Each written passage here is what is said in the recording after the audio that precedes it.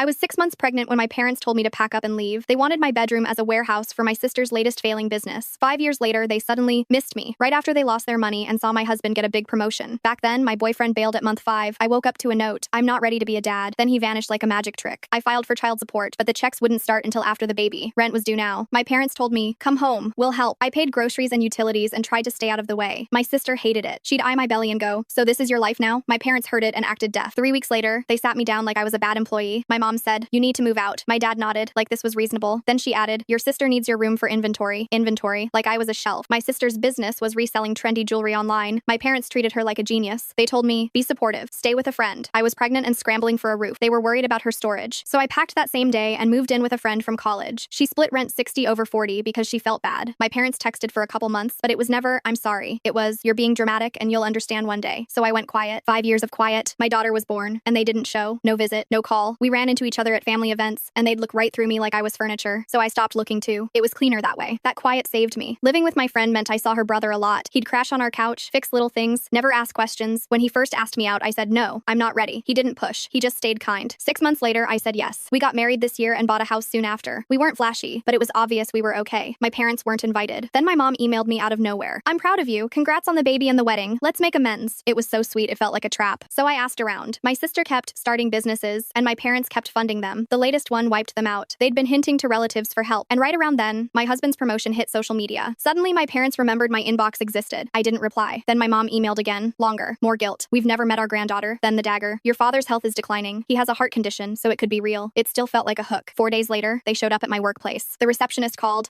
"Your parents are here." My stomach dropped. I walked to the lobby smiling like a sane person. My mom waved like we were close. I said, "Let's grab lunch." Not to reconnect, to get them out of my office. We sat down nearby. Then I stopped smiling. I set my phone on the table. I looked at my mom. "Don't ever come to my job again." She blinked. I looked at my dad. "You don't get to ambush me." Next, I said it. "I know you're broke." My dad's ears went red. My mom's mouth tightened. I kept going. "You kicked me out pregnant for her inventory. You didn't apologize. You didn't meet your granddaughter. And now you want amends after my husband gets promoted?" My mom exhaled like she was bored. Then she said, "You're right." She tapped the table once. "Money is part of why we're here." My dad stared at his water like it offended him. My mom added, "We didn't want to lead with that." I laughed. One sharp sound. "So you didn't want to look bad." I pushed my chair back. "Here's the thing. I'm not bailing you out." I pointed at the door. "This is what consequences look like." My dad whispered, "We're still your parents." I said, "And you still chose her." They paid their half and left. No hugs, no tears, just my mom adjusting her purse like it was a meeting. After that, they told family I called them to reconcile, then humiliated them for money. Cute story. Relatives called me confused, and I told them the truth. The lies backfired, and most of the family cut them and my sister off. Now I'm pregnant again. We announced it online, and my parents popped back up. Let's put the past behind us. I didn't even feel guilty this time. I blocked the email. I chose my family already. They can keep their warehouse.